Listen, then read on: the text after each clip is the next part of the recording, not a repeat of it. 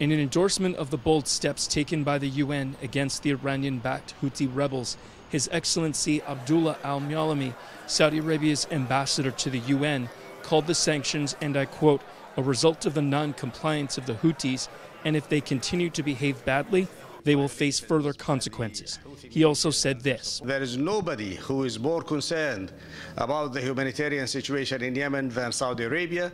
We are there with all our force, with all our operations, with all our resources to help provide the necessary humanitarian supplies, medical assistance, transfer of patients into Saudi hospitals. The United Nations decided to take the bold measures of blocking Houthi leader Abdul Malik al-Houthi and former President Ahmed Saleh from buying weapons for use against their own people or leaving Yemen because the escalating conflict threatens to rip the country apart.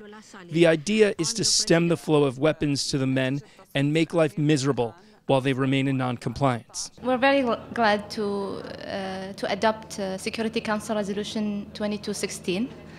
The resolution today really sends a strong message and demands the Houthis in a very clear terms to comply with the demands set. It sends a clear message to comply with the demands set in Resolution 2201 and also spelled out today in 2216. The resolution also emphasizes that in cases of non-compliance, the Council will take further steps to make sure the demands are met. The entire military operation today is the product of the non-compliance of the Houthis. So if they are not complying, they will continue to face more of the same.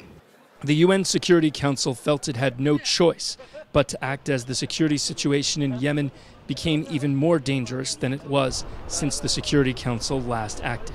We want to thank you, the Saudi Kingdom and the King Salman, for all his support for us. We know that he did that for Saudi, and the most important is for us, for the Yemenis, for the Southern, for everybody who was killed by the Houthis, for all the innocent people who killed by the Houthi. We was, feeling bad from them, and there was demolitions all over the country. The Security Council has decided it will not take what is happening in Yemen lying down. Saudi Arabia is calling this a victory for the Yemeni people, and with good reason. From New York for Saudi 2 News, I'm John Wallace.